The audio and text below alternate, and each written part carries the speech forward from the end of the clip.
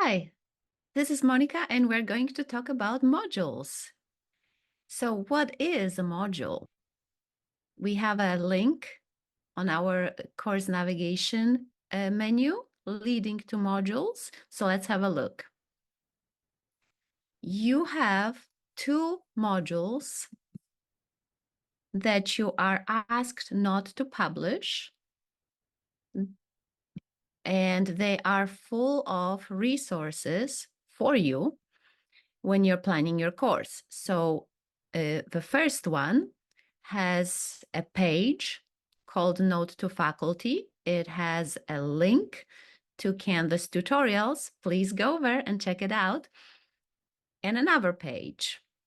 The following module also has a lot of pages for you to use as templates if you decide. And it has a sample discussion assignment and a sample reading assignment. So what you could see here is that the module is like a table of content. For example, library resources module has a page telling us about library resources. It has a link, and another link, assignment, and a discussion.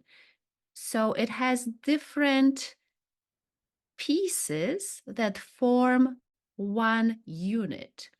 When you want to create a new module, you just go here, plus module, and it could be course resources or it could be weeks, week 1 module.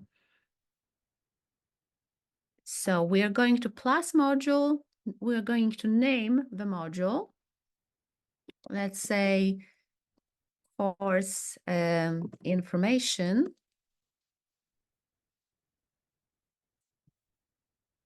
Add a module, and now we choose elements that we would like to put there. So think about it as a table of content with different elements.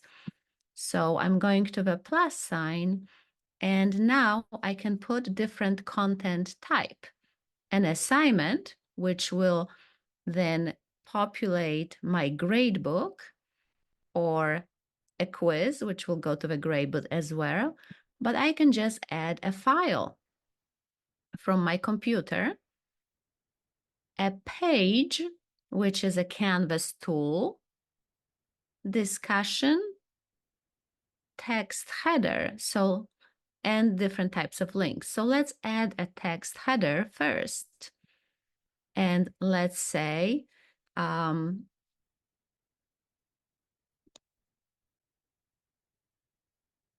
dictionaries. Right? So now my header appears. Let's add some more content. This time, we're going to add a file. When I choose the file, it gives me an option of adding any course files that I already have in this course. I could just choose the benchmarks document, whatever I like. Let's just add the existing file and see how it looks like. It will have this paper clip. And when I click on it, it will open the document. Basically, it tells the students what they're supposed to be able to do.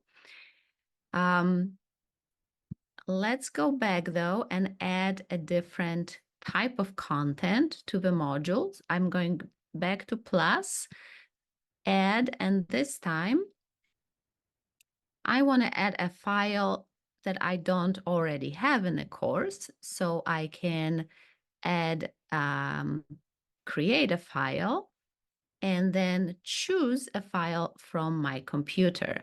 So here I have a syllabus file. I can add it, and now I have another paper clip and another file. Let's do something different. let's add an assignment. If we already created assignments, there are going to be options for us, or we can create a new assignment and then give it a name, add item. So you already see that this is a different icon. Well, we just created an assignment with a name. That's not enough. In the assignment tutorial, we will learn more about how to create assignments. Here, I'm just showing you different components that we can add to the modules. So another component could be a quiz. And again, I can create it on the spot or use a pre-existing quiz. For the students to be able to see the modules, you need to make sure that the entire module is published. So everything is green. If you have these components published, but the module itself, if it remains unpublished, students are not going to be able to open any content.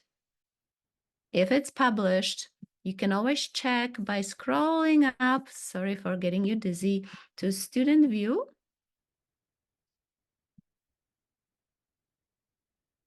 Okay, and your latest module will be at the bottom. So here is the course information module that I just created.